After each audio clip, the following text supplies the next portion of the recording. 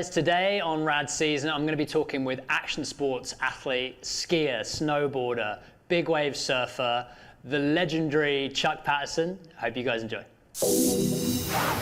Cool. So Chuck, how are you, man? Whereabouts are you? I'm good. Thanks so much. I'm actually here in Southern California right now, and just early morning, and getting ready to get the day started. But very excited to talk with you guys. Nice one, man.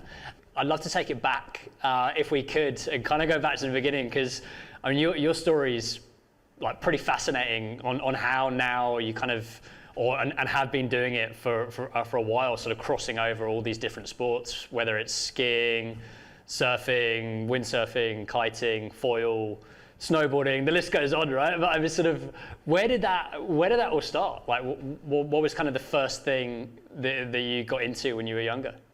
Well, for me, it all started obviously from my parents. My mother was from Austria, and she was a big competitive ski racer. And from her, we moved to I was born in the States, and then grew up in Germany for quite a good amount of years in my younger age. And then I ended up, my first language was German, and we skied pretty much as possible. So I started skiing when I was 2 years old. And then my mother, as we moved back to California, my mother got into pro windsurfing, and I followed in her footsteps because I wanted an excuse to get out of school early. So I'd go and train with her, and then found that I really, became addicted to just sports in general. And then I started windsurfing and training, and really just found a huge love for, just being in sports. And then it just kind of steamrolled from there. I mean, I from the skiing, I got into snowboarding, and then I started competing at a high level at both. As I got older in my teenage years, I started surfing kind of late, like when I was 13, but it all adapted really easy once I started traveling and exploring new sports.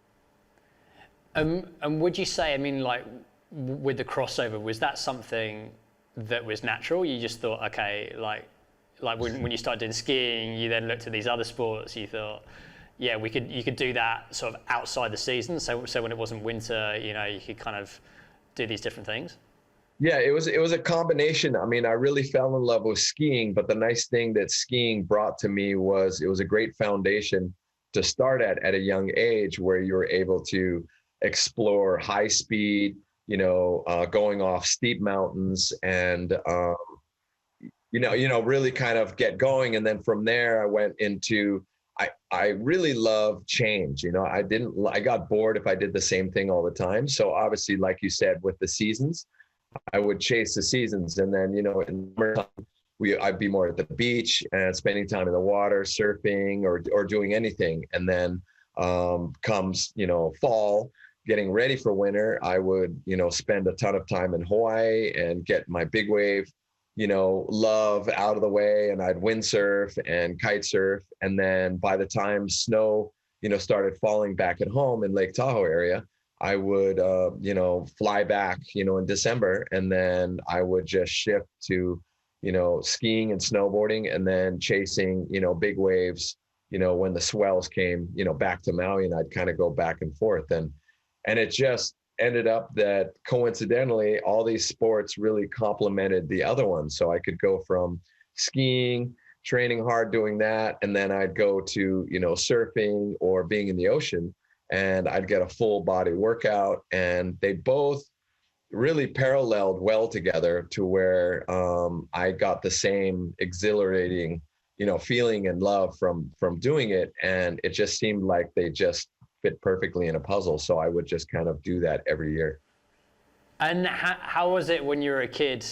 Like, how were you at school? I mean, with all that going on, you must have been pretty distracted, right? You're like, okay, I'm gonna go for a surf or go for a ski now, Well, funny you should say that. So school, my father was a strict disciplinarian. He was a nuclear physicist, so super smart. He was all about school and studying. My mother was also, into science and everything, but she was also very into sports. And so I kind of gravitated following behind my mom.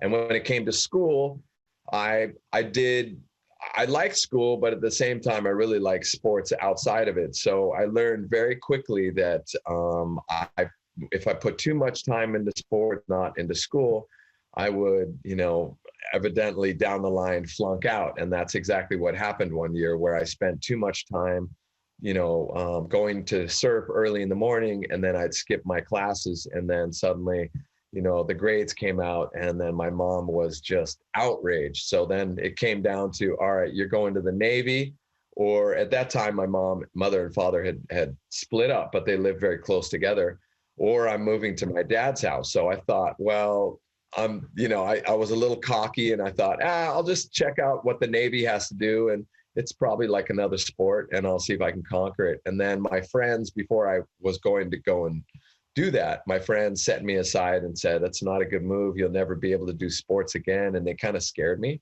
So I moved to my dad's and went to a whole nother school. And he really kind of laid it out in a way that I could understand the value of sports. And he said, hey, if you want to continue sports, I will help you do whatever you want, but you need to really apply yourself at school. So I really put my head down for a half a year and was able to get my grades to, the top marks. And then he opened the door to kind of push me into surfing and competing.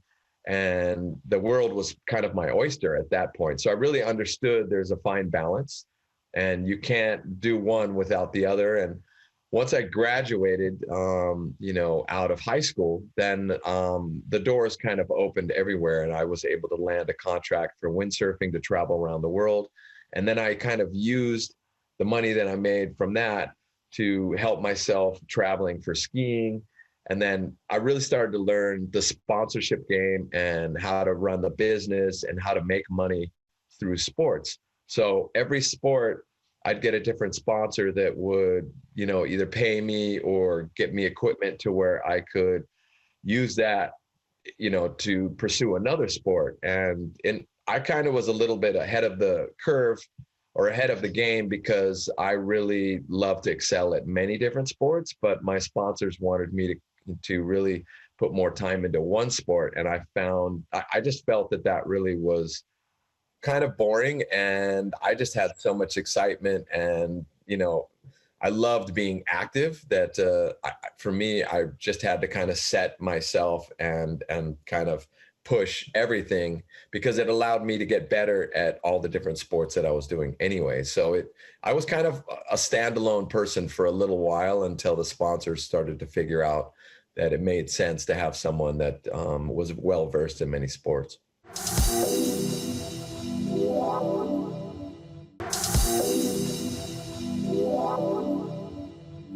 What was the first sport that you started competing in? Was that windsurfing back then, or?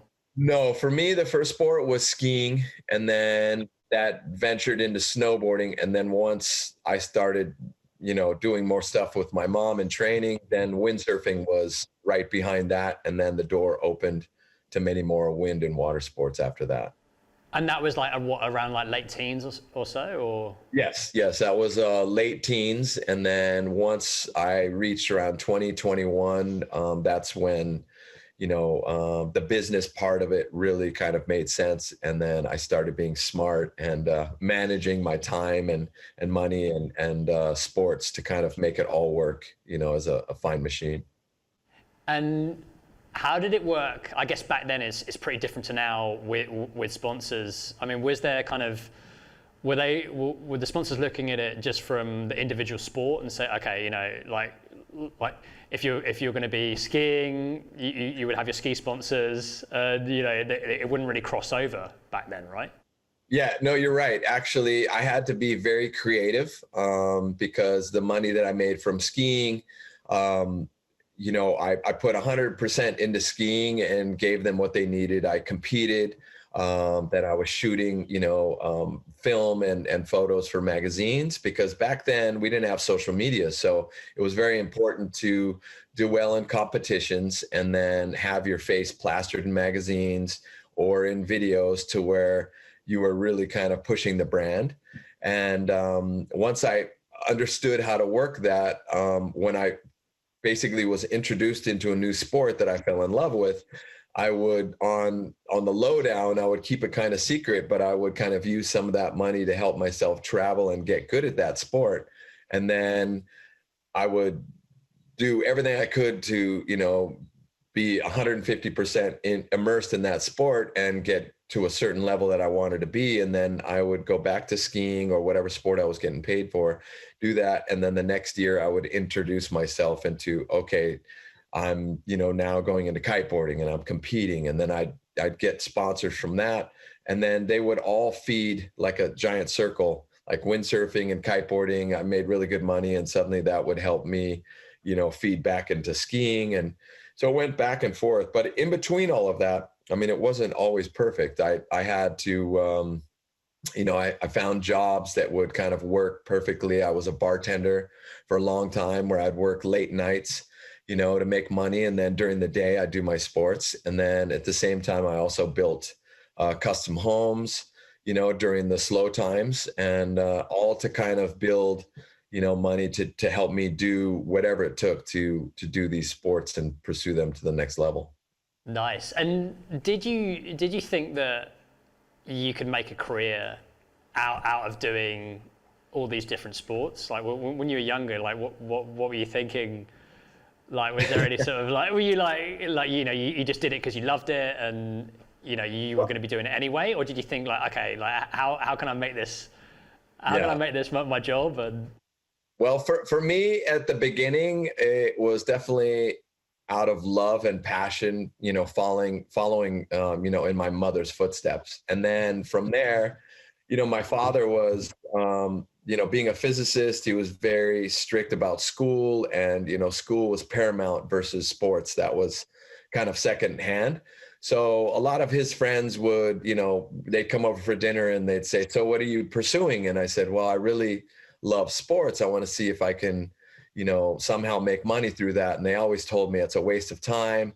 Don't do it. You won't get anywhere, and you need to put your head down and go to school. It's very important. And I think I used that as a fire that really helped me, kind of ignite a passion inside to prove them wrong. I kind of needed something to challenge me to go, you know what, I'm going to prove to you that my love for sports, I'm going to make something of myself somehow, and I'm going to prove you guys wrong. And from that day on, I really kind of pushed it. And having that fire lit under me was actually probably one of the best things that could have happened, because I was more fueled on people saying that's not possible, you can't do it. And for me, I knew that my love for it and my determination would conquer all. And if it didn't, then that was okay. But I wanted to give it 150%. So, it was at the beginning, it was, no, don't do it. And then once I started pushing through, more doors opened, and I actually figured out that it is logical to actually make money and be able to pursue these sports. But you had to be smart. The business side of it was definitely half of just having the ability to do these sports and compete at a high level. You really needed to understand how to manage your brand as an image, your image as a brand, and then be able to push their brand at the same time. So it was definitely very interesting to learn at the same time as doing the sports. And did you have management? Like, was there someone that was kind of managing your brand, or was it you were doing all the content and you were doing everything? I did pretty much everything myself. I reached out to a couple different management companies, but they always wanted me to only concentrate on one sport. And for me, I felt that really wasn't who I was. And so I'd do it for a little bit, but I was never happy. So I ended up really kind of juggling, all the things I had to do. And I wasn't really the best at it, but I felt that if I had more control about my image and where I was going, it would somehow start to work. And then I would, get help from many other athletes going, hey, you should try this. And so I kind of just would follow in the coattails of certain athletes that I really, enjoyed emulating, and just copy, kind of their game plan. And it's just started to make more sense. And it was a lot of work, but, a labor of love, so to speak. Yeah. And would you, like, when you were doing like the different sports, would you just immerse yourself in that sport at that moment? So whether you're in the mountains or in the water, and surround yourself with the best guys, right? Yeah, I was very fortunate that every sport that I was introduced into or that I really found a love for, I instantly gravitated to pretty much the best athletes. And it happened in all the different sports to where we became very good friends. And I learned from them and then was really able to, when I went and did that sport, I immersed myself 150% and didn't think about anything else. And I think for that reason, it allowed me to really get better and better at those sports a lot quicker. And having those people, those top athletes as good friends, it made it even easier. And then I was able to, when the season switched, then I'd be like, okay, the windy season's over. I'm going to go and get into skiing. Most of those athletes would continue to do their sport. But for me, I kind of said, well, I can go and pursue skiing and really charge and be 150% immersed into that. And then once I got it dialed and the sports became kind of secondhand nature where I could easily take 6 months off and then jump right back into it. It became super fun because I could now chase waves at the same time as I was chasing powder or skiing, or I would, go, up into Maui and then chase the wind. So, I mean, I could do that anytime. And as long as I was physically fit and training hard, it ended up being a very easy transition. Nice one. And would you base it around forecast? Would you be like, all right, there's a big swell coming into Maui, or, there's going to be a dump of snow somewhere, and you kind of look and sort of weigh up the options? Exactly. I basically would play it out as Mother Nature dictated what I was going to do for that day, or even, that week. So for me, it all became, I almost became like a weather forecaster, because I would look, into the internet and kind of figure out like, oh, we've got a big storm coming and it's going to hit Maui, and that's going to produce really big waves, and the winds are going to be actually very favorable. So I would be in Maui and I would chase the waves at Jaws and tow and get some great conditions and maybe even get some good kiting in. And at the same time, I'd be shooting and filming. So I would kind of make the most of my visit. And then I would follow that storm or swell across to California to the West Coast. And then we'd either hit Mavericks and chase the surf there, or we'd go up the coast to Oregon, or we would go down to Mexico. And then right after that, I would go straight to the mountains if there was a lot of rain and snow that was, that came with that storm. And then I would chase the snow and I totally just switch gears, from the water side of things, and then suddenly go to the mountains and grab my skis and snowboard. And so it was a very busy, active, basic, turn of events when they all came together. But that's what really kind of made me super excited to kind of just keep going. And then it became very addicting. And it just, like seasons, it just kept going and going. And you never get bored. There's so much to do, right? You're like, all right, we could go here. Yeah, exactly. For me, that was, I think, my biggest thing was the minute I got bored or I felt that I was just, doing the same thing and stagnant, I would instantly, look into something else. And I think that's what kind of helped me drive my addiction to other sports and see how that would kind of fulfill, my excitement. And then yep.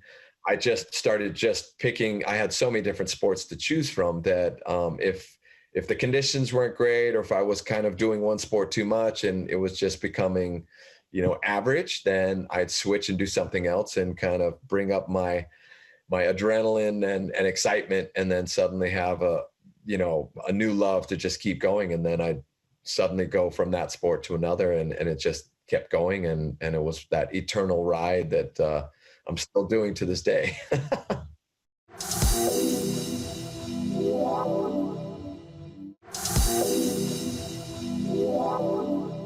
Speaking about sports and new sports, how did the whole big wave skiing sport come about? I mean, and you're like one of the handful of guys that are doing this or have done it, right? Yeah. Where was the idea behind that? So the idea stemmed from the skiing days, and I had a really good friend of mine, Shane McConkey, who's a Red Bull athlete, phenomenal, one of the best skiers in the world that spent a lot of time in Lake Tahoe, and I ended up skiing a lot with him.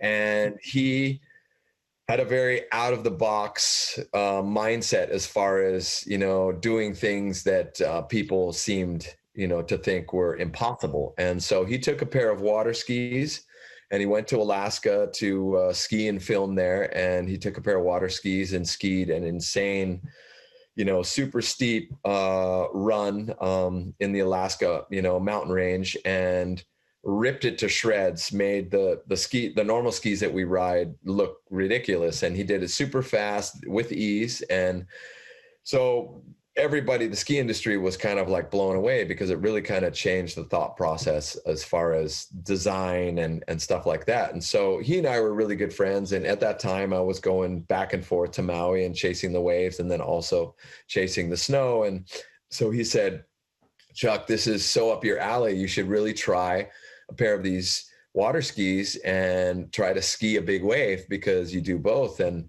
I totally think it's doable. And I said, I always thought about that, but I really never, really, pushed forward. So in doing so, he really kind of ignited my fire and excitement, curiosity to do so.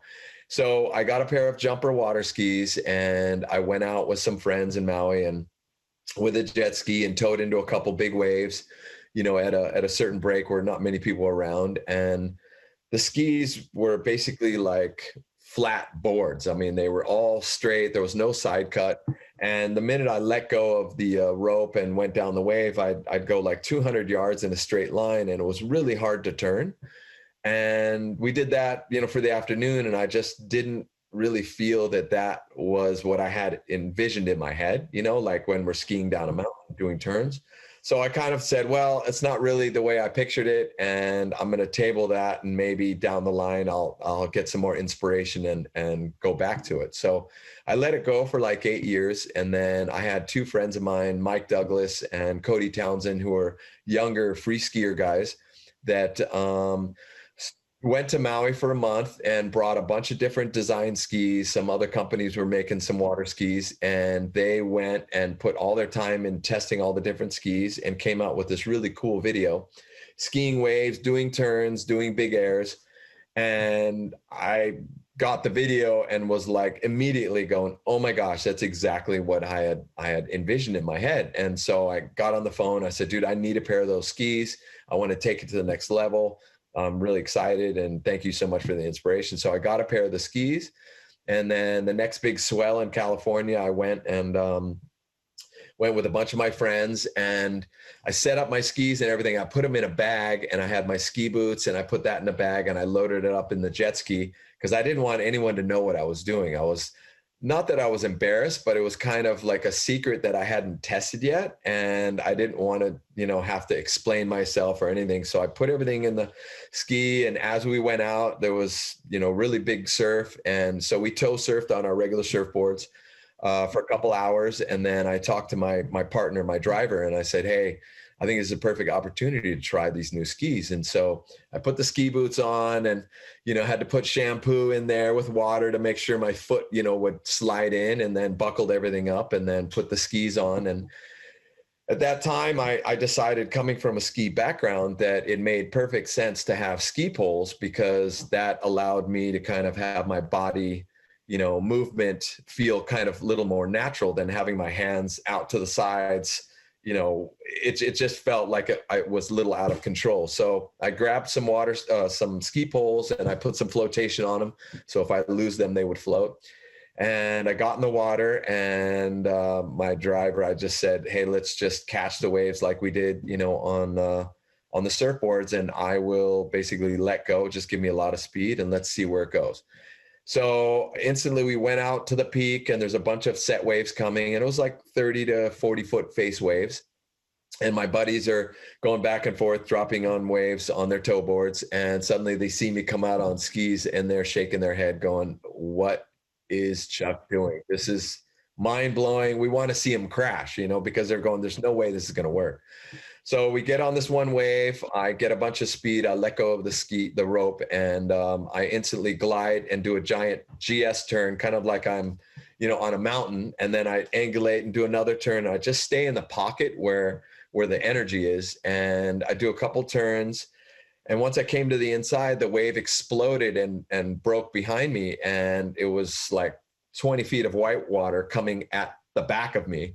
And I thought I was going to get steamrolled. And so I leaned back on the tails. And as the whitewater hit me, it shot me straight out. And I came out in front of the whitewater and shot out to the channel and into the safety zone, and was just blown away how well it worked. And I instantly grabbed the rope and I said, dude, let's get some more. And so we ended up getting another probably 20, 30 waves.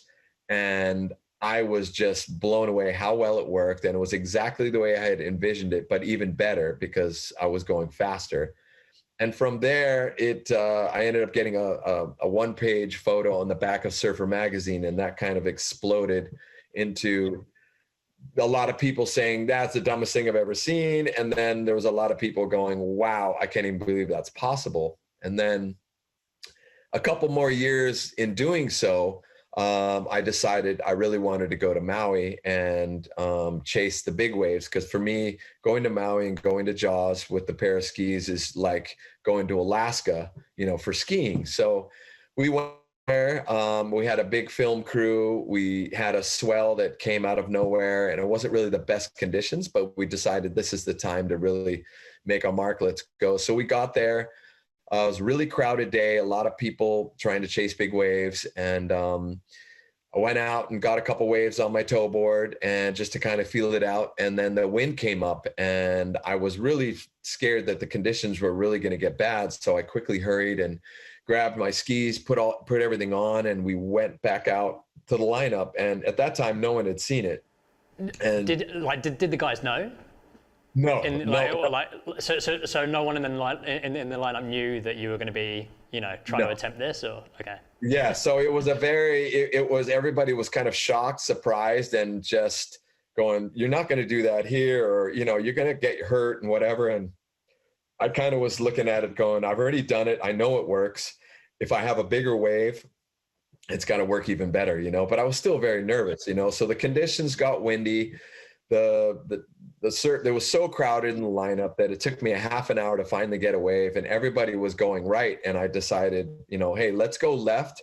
The waves are staying open, but no one's taking those waves. So let's just go for it and see how it works. And if I go down, make sure you come and get me right away, because I don't know what's going to happen, because the skis, you know, have regular ski bindings, and then I have regular ski boots. So once I'm, you know, have my foot in the binding, I can't pop the skis off if I crash, unless I slam my heels together, but that's not really easy to do when you're underwater. So wow.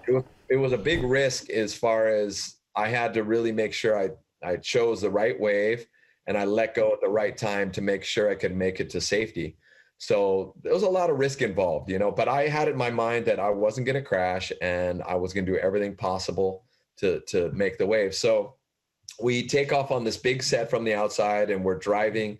My driver's driving on the front of the wave with the jet ski in, and the wave starts to grow really high behind me. And he kind of whips his ski to the far left, and I turn the other way to get a lot of speed, and I let go of the rope and I start to drop down this wave, and I'm like, oh, this is awesome. At that same time, we had a helicopter that the Red Bull TV, you know, was shooting, and the helicopter came down really close to me, and all the rotor wash from the, you know, just creating chop.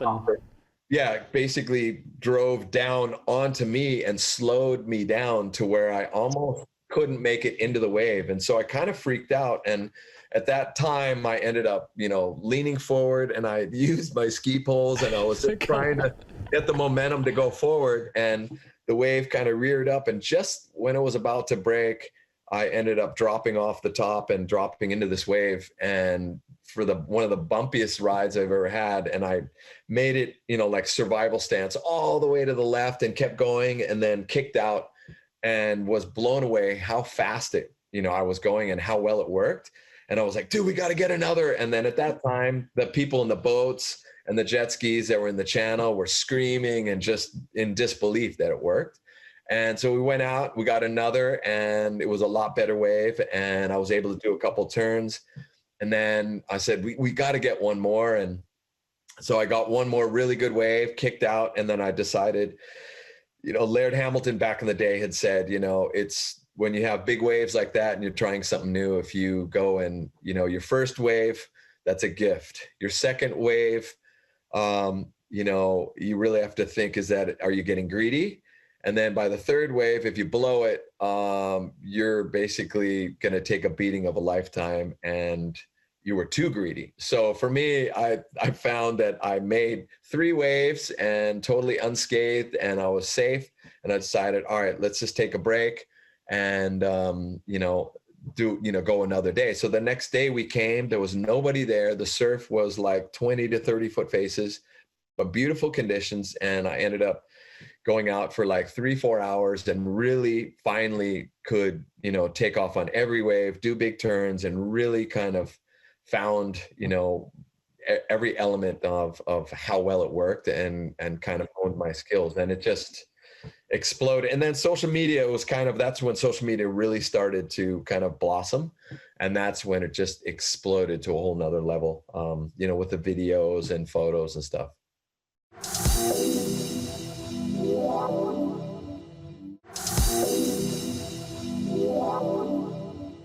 And then when, did you then, after that, did you park it until Mavericks, or were you kind of sneaking off and kind of going on little strike missions and doing it? I mean, for me, the ski thing was anytime I'd go chase waves in certain areas, I always brought the skis with me, and and the conditions didn't always open up to where it was perfect for it. Or I tried it a couple times and it didn't really work.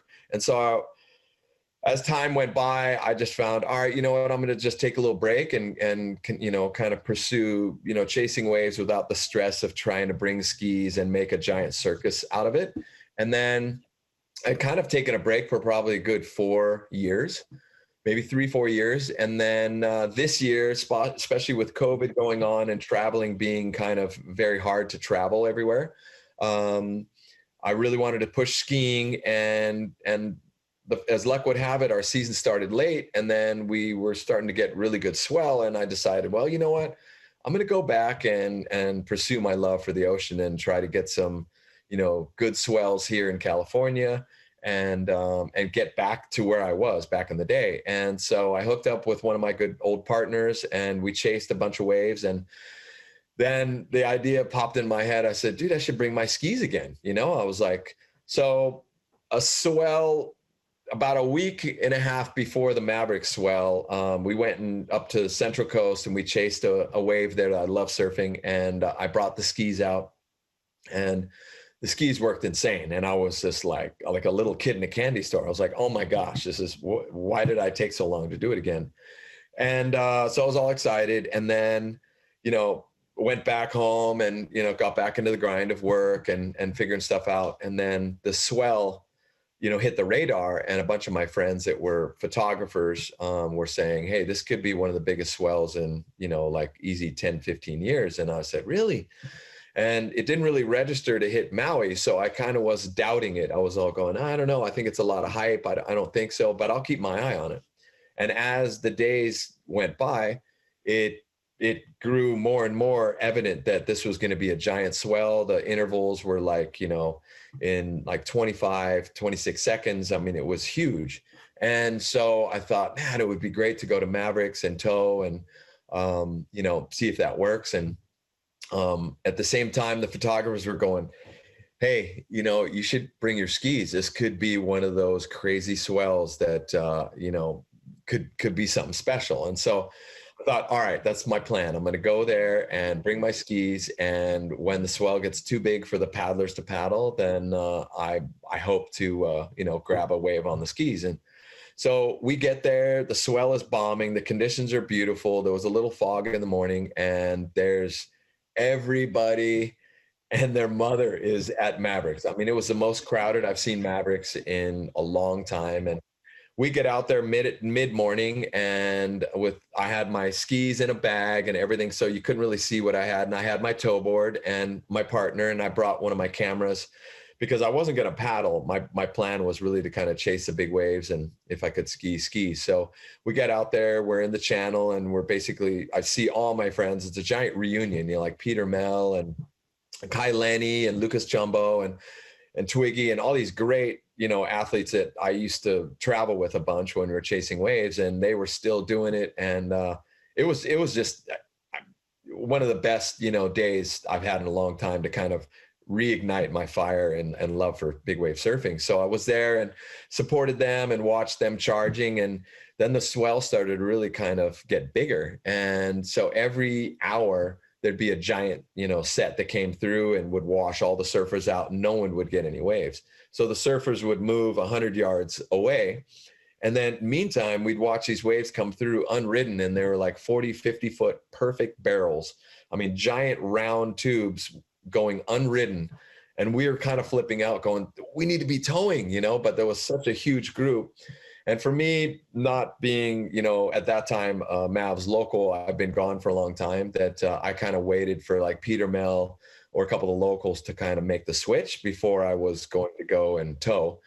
And then sure enough, Peter gets this giant wave, and then suddenly everybody's like, okay, it's game on, we're going to tow. So I instantly drove with my partner away from all the boats, away from the channel, and put my skis on and boots, which took like a half hour. It was like so hard to get everything going and so much excitement. And we pull up to the way outside. It was like breaking like 200 yards outside of the main peak. And I pull up there and I see Jeff Clark from Mavericks and Kai and Lucas and those guys waiting already, for the sets. And so Kai looks over and looking at me going, oh yeah, Chuck, this is going to be good. And, he's seen it. So he kind of knew what I was up to. And so there was no attitude. It was just like, dude, we're so stoked. There's big waves. Let's just get it. And everybody get a good ride. So a giant set came. And at that time, I told my driver, hey, let's just wait, let those guys get their waves. And if there's another wave, let's go for it. So 2 waves went by. There was no one around us. And I said, this is our wave. Let's go for it. So he rode into it. I let go, had a bunch of speed. And I was way outside of the pack of surfers. I mean, the waves don't really break there. They kind of crest. And so I took off. I'm doing a turn. I'm bottom turning, and it's getting really steep. And then suddenly it goes over a section that's kind of deep water, and it flattens out a little bit.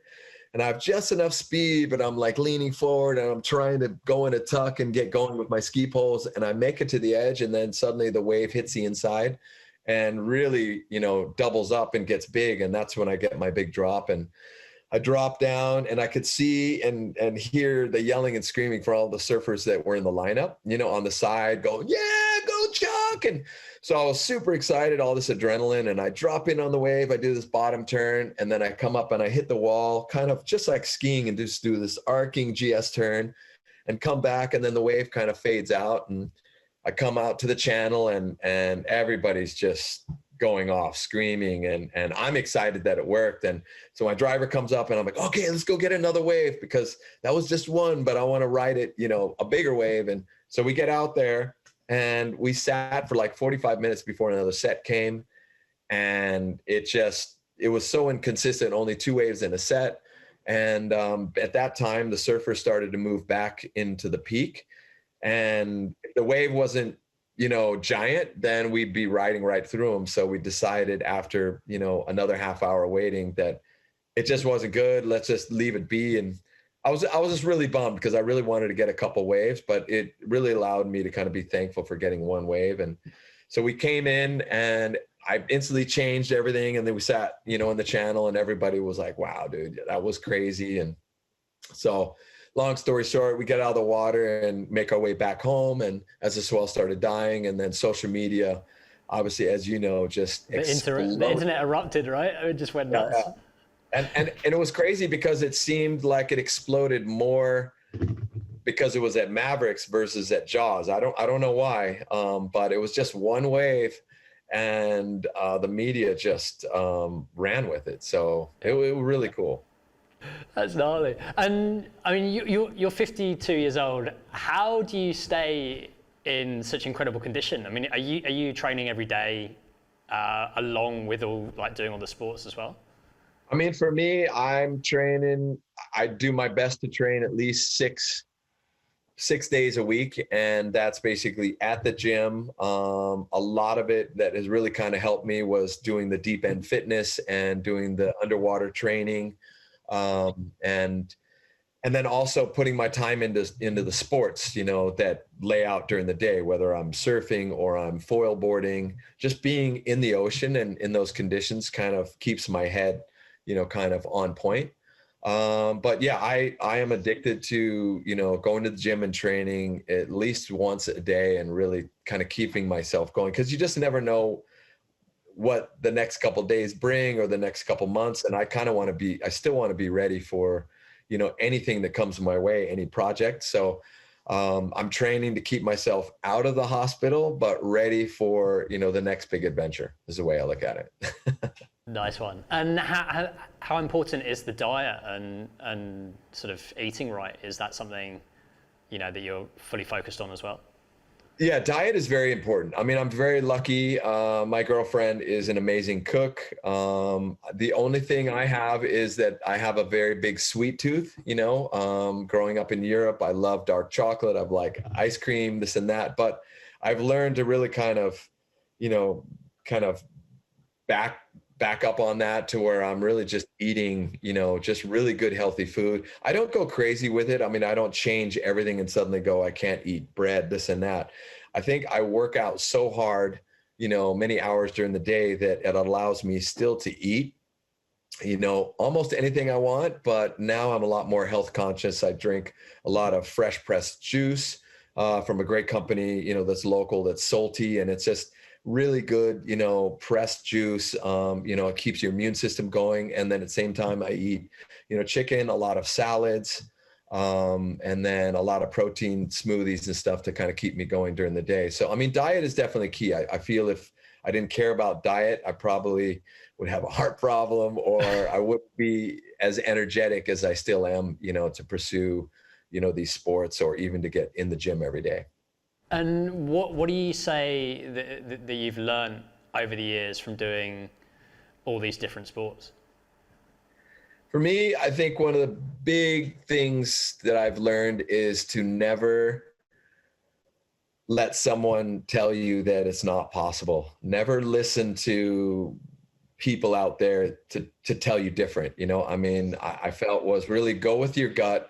If you're passionate and you love something, and you want to do it, and that's your dream, to chase it, and don't ever be held back by someone saying it's not possible. Like for me, it really fueled the fire to push it and say, hey, I'm going to prove you wrong. And it's doing that. And also, living outside of your comfort zone is where I felt the most alive. And I think that's where the most growth happens, is when you're dealing with fear and managing that, and also pursuing your passion.